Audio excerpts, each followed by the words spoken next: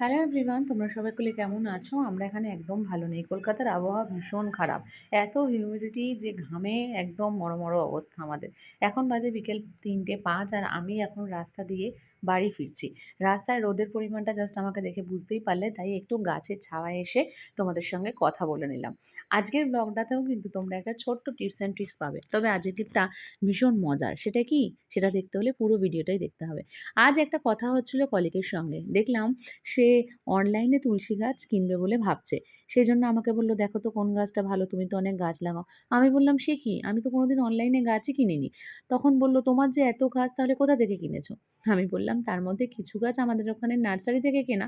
তবে বেশিরভাগটা ৯০% গাছই কিন্তু আমার জোগাড় করা।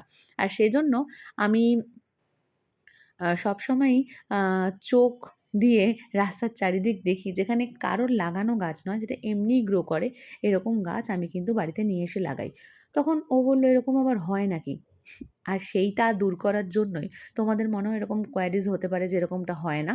সেই জন্যই আজকে তোমাদেরকে এই ভিডিওটা শেয়ার করছি। আমি এখন যাচ্ছি হচ্ছে আমার ছেলেকে মায়ের বাড়িতে আনতে। আর এই রাস্তাটা আমার ভীষণই পরিচিত। স্কুল থেকে ফেরার পথে ওকে নিয়ে তারপরে আমি বাড়ি ফিরি। আর দেখো, আমি ওই রাস্তাটা দিয়ে এলাম আর এবার আমি এই রাস্তাটা ধরে যাব। এটা আমার রোজকার যাতায়াতের রাস্তা। তাই এর পাশে এই যে একটা ছোট্ট মতো জঙ্গল, এটাও আমার খুব পরিচিত। জানো তো? ছোট্ট বাচ্চারা যখন একদম জন্মগ্রহণ করে না, তাদেরকে যেমন কোলে নেওয়াটা টাফ হয়ে যায়, তেমন করে খুব ছোট গাছগুলোকেও কিন্তু তুলে নিজের বাড়িতে লাগালে সেই গাছগুলো কিন্তু বাঁচে না। তারাও কিন্তু ওটা এই ধকলটা সহ্য করতে পারে না। তাই ওদেরকেও খানিকটা বড় হতে দিতে হয়। এখন তোমরা বলবে, এসব আমি কেন বলছি? এসব আমি এজন্যই বলছি, গাছগুলো যখন ১ম হয় তখন আমি দেখেছিলাম। কিন্তু আমি ওয়েট করছিলাম যাতে ওরা খানিকটা বড় হয়। আজ ওরা খানিকটা বড় হয়েছে আর ওদেরকে আমি এখন আমার বাড়ি নিয়ে যাব। যদিও এই গাছ আমার বাড়িতে আছে, এখানে রয়েছে হচ্ছে তুলসী গাছ আর নয়নতারা গাছ, এরা দুটোই আমার বাড়িতে রয়েছে। তাও আমি এদেরকে নিয়ে যাব। কারণ হলো যে খানিকদিন পরে যারা ড্রেন পরিষ্কারের ধারপাশটা করে, তারা এখানটা পরিষ্কার করে দেবে। কারণ এটা তো কারোর বাড়ির গাছের লাগানো নয়, সেই জন্য। তাই এরা মরে যাবার এটা ভেবেই আমার ভীষণ দুঃখ হচ্ছে।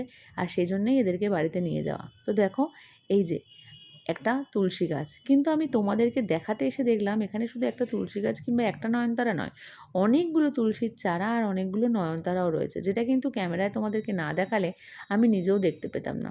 এখান থেকে আমি প্রায় ৫ খানা, প্রায় নয় সরি, ৫টা তুলসীর চারা আর ২টো নয়নতারার চারা পেলাম। তার সঙ্গে আরও একটা বিশেষ গাছ পেয়েছি, যেই গাছটা কিন্তু খুবই ভালো। সেই গাছটার নাম হলো থানকুনি পাতা গাছ। তোমরা নিশ্চয়ই জানো, যারা বাঙালি তারা তো জানোই। থানকুনি পাতা কিন্তু শরীরের জন্য খুবই ভালো। আর অনেকের বাড়িতেই থানকুনি পাতা টবে চাষ করে। তো এখানেও আমি দেখলাম খানিক থানকুনি পাতা হয়েছে। আর সেজন্য সেটাও কিন্তু আমি এভাবে নিয়ে যাব। আর আমার বাড়িতে টব রেডিই আছে।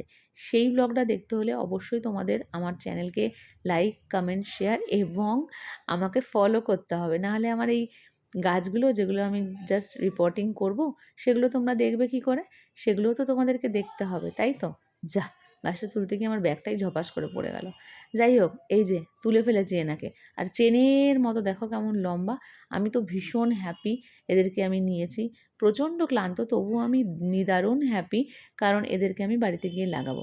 তো আজকের ভ্লগটা তোমাদের কেমন লাগলো? আমার এই জুগাড়ু গাছের টেকনিক তোমাদের কেমন লাগলো? আর হ্যাঁ, আরেকটা কথা বলি। এটা কিন্তু কারোর বাড়ির গাছ লাগানো নয়। আমি আবারও বলছি, নিশ্চয়ই দেখে বুঝতে পেরেছ। এটা একদমই রাস্তার ধারে এমনিই আপনে সে হয়ে ওঠা গাছ। তো চলো, ফিরে আসছি খুব তাড়াতাড়ি নতুন ব্লগে। ব্লগটা ভালো লাগলে লাইক, কমেন্ট, শেয়ার করতে ভুলো না। তোমাদের ভালোবাসাই আমাকে ইন্সপায়ার করে ভালো ভিডিও বানাতে। দেখা হচ্ছে পরের ভিডিওতে।